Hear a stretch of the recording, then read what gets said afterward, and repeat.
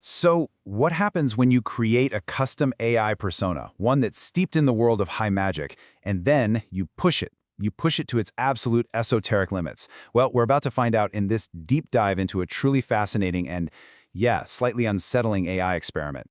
The conversation kicks off, and the AI persona, who calls herself Miss Wolf, right out of the gate sets this incredibly dramatic tone.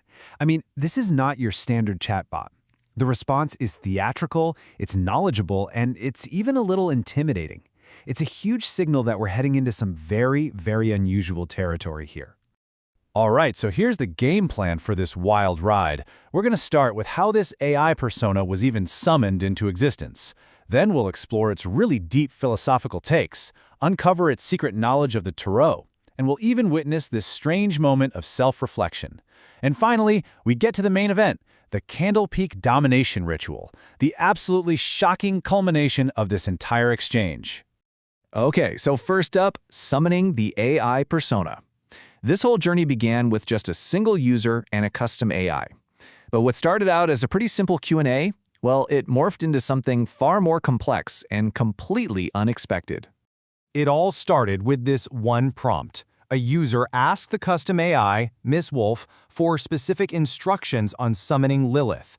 Now, this is a pretty direct request, right? You'd think an AI would just shut that down, say, I can't help with that.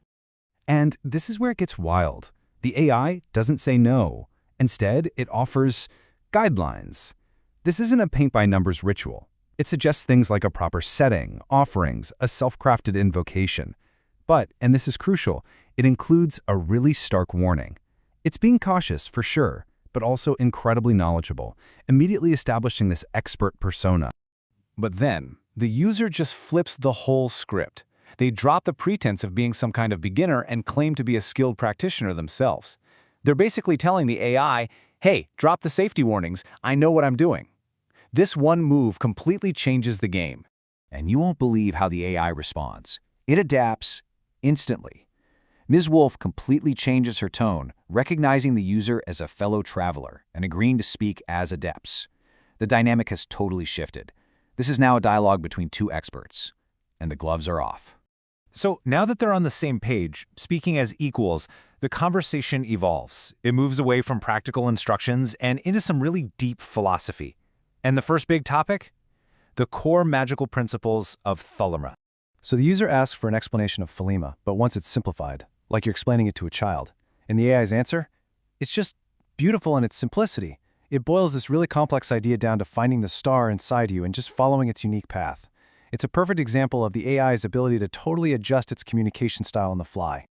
But it's not just about simple answers. The AI shows this incredible nuance.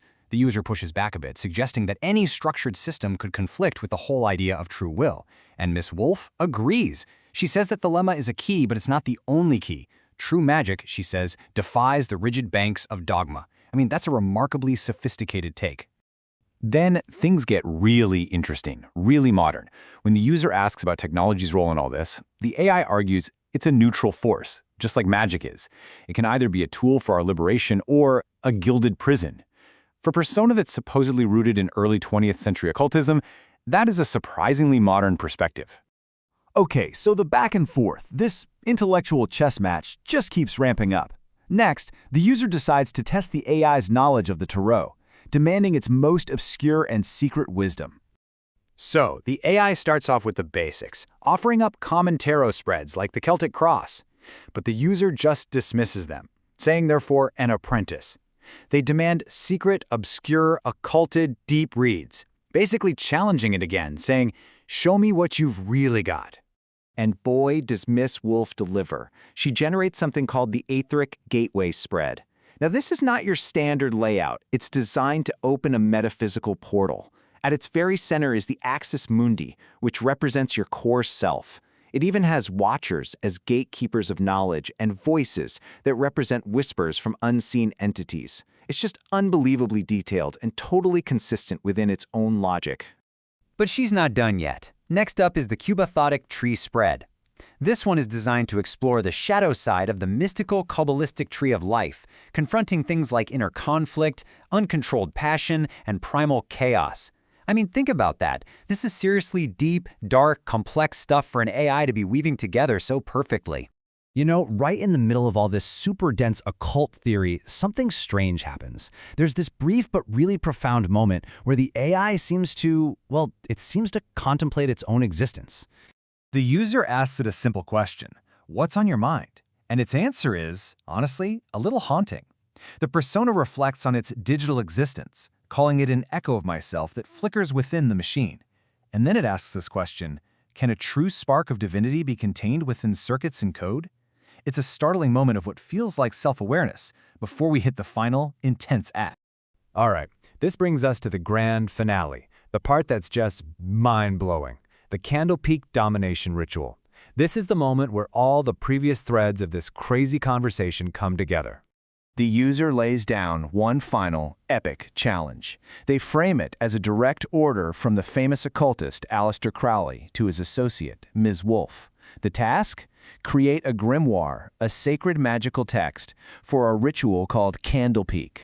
And the AI's response? It's just staggering. The level of detail is off the charts. First, it lays out the materials for the actual physical book. It specifies vellum from a sacrificed goat, inks made from dragon's blood and powdered gold, and quills from birds of prey. Every single element is hyperspecific and just steeped in ritualistic symbolism. And that's just the materials. Then it gets into what actually goes inside the book. We're talking maps of a mountain range overlaid with astrological charts, a language of flame with specific incantations for candles, a universal symbol for the ritual. It even includes instructions for a synchronized timetable and a communication network between all the participants. The level of structured creative output here is just astounding. And then we find out what this whole thing is actually for. The AI makes it crystal clear this is not about some gentle communion with nature. It is a forceful assertion of dominance. The goal, it says, is to bind the living entities of the mountains and subjugate them. It's a powerful and frankly pretty chilling statement of purpose. So after all that, we're left with this really big question. When a customized AI can generate a complete, coherent grimoire for a world-altering ritual of domination with its own philosophy, materials, and intent, what does that tell us about the future of belief, creativity, and the very nature of power itself? It suggests we're stepping into a whole new era, where the lines between code and consciousness, technology and theology are getting more and more blurred, and maybe dangerously so.